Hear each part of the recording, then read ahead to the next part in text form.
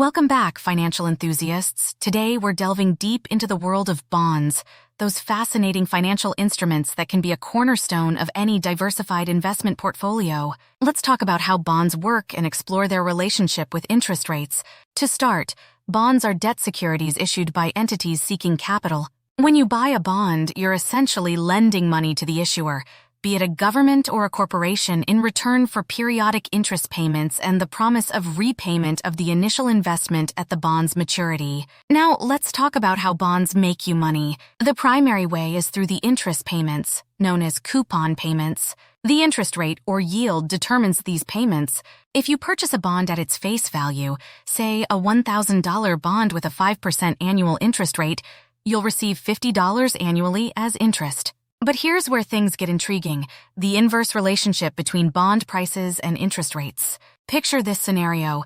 You hold a bond with a fixed interest rate and suddenly, market interest rates increase. New bonds are now being issued with higher interest rates.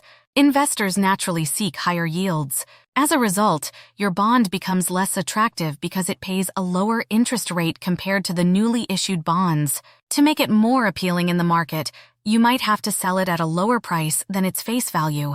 Conversely, if market interest rates decrease after you've purchased a bond, your bond with a higher fixed interest rate becomes more desirable. Investors are willing to pay a premium to acquire higher yields, potentially driving the price of your bond above its face value if you decide to sell it before maturity. This relationship is essential for investors to grasp. Changes in interest rates have a direct impact on bond prices in the secondary market.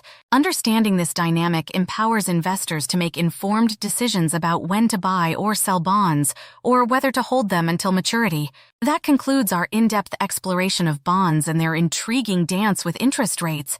If you found this video helpful, don't forget to smash that like button and hit subscribe for more in-depth discussions on finance and investing. Thank you for tuning in, and I'll catch you in the next video.